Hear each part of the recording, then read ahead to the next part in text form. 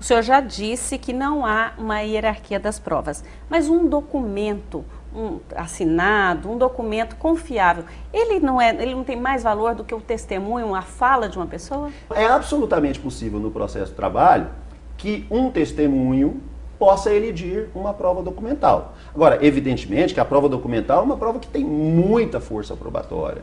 É uma prova bastante carregada digamos assim, de aspecto de segurança para o magistrado. Mas, em alguns contextos, um testemunho também robusto, um testemunho bem fundamentado, que você sente segurança na testemunha, que você ouve mais de uma testemunha e todas confirmam fatos nos seus mais variados aspectos, elas podem até ser suficientes para que você derrube a prova documental.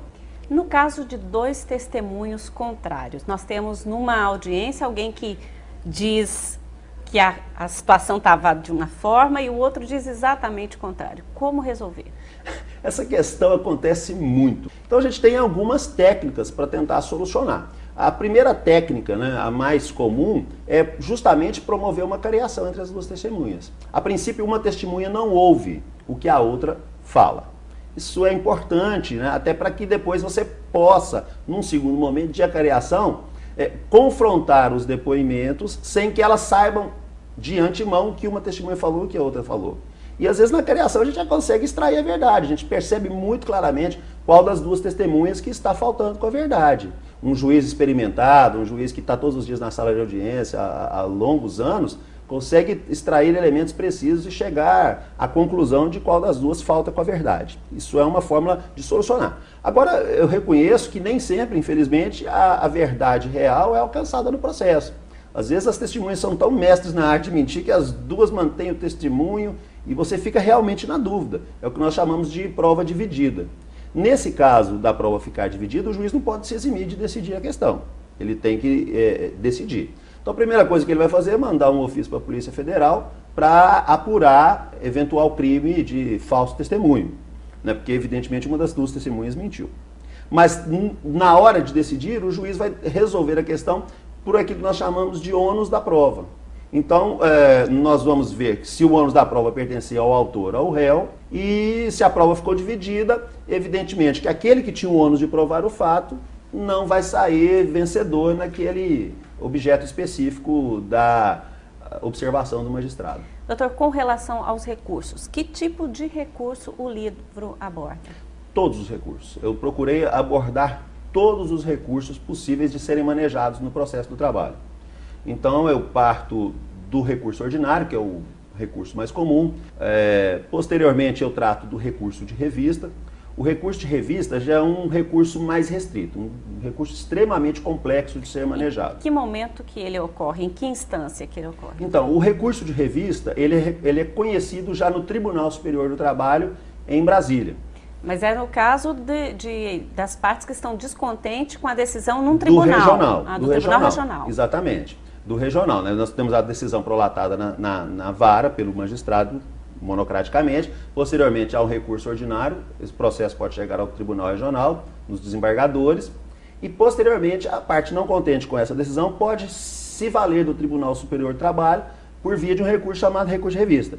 Mas é necessário ressaltar que o recurso de revista é um recurso bastante restrito. Por exemplo, matéria fática, matéria de fato, não pode ser mais discutida no recurso de revista. Então, o último momento para nós discutirmos as questões fáticas é a segunda instância, né? Essa questão vai ser discutida na segunda instância, que é no âmbito do regional. Posteriormente, nós temos o acesso ao TST por via de recurso de revista para discutir matéria de direito. Então, existem alguns requisitos para que o recurso de revista possa ser manejado. Por exemplo, um deles é que haja divergência entre um tribunal e outro quanto à análise de determinado dispositivo legal, por exemplo. Então, não é num contexto de um país, né, republicano como o nosso, de organização federativa, não é bom para a própria estabilidade das relações sociais que os tribunais, exatamente, venham a divergir sobre um mesmo texto de lei. Então é justamente essa a função do recurso de revista. Além da distribuição de justiça à parte, também a harmonização da jurisprudência brasileira.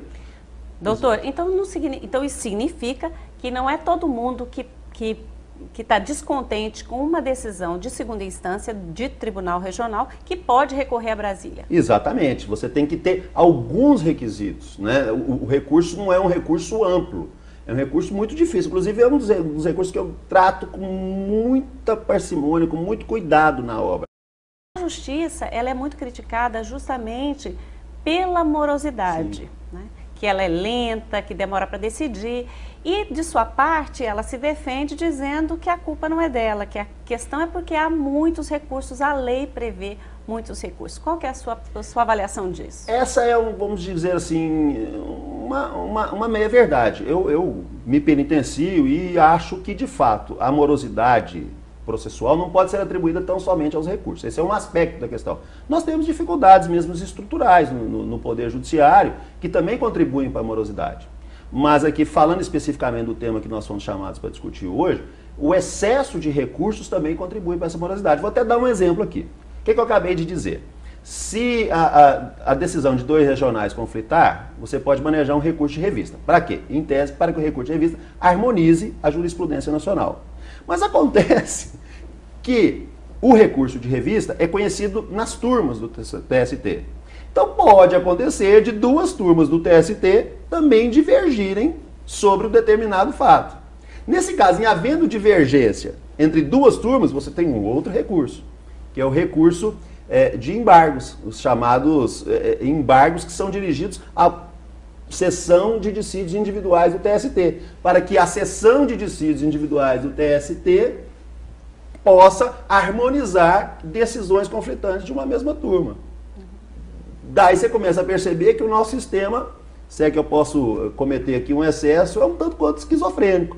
E além disso, depois da decisão dos embargos no âmbito da SDI, da Seção de Dissídios Individuais do TST, você ainda há a possibilidade de, em havendo em tese, uma afronta literal à Constituição, manejar um recurso para o Supremo Tribunal Federal, um recurso chamado extraordinário, que inclusive eu trato aqui também exaustivamente no livro. Esse aqui, inclusive, é um dos temas mais candentes do universo jurídico hoje.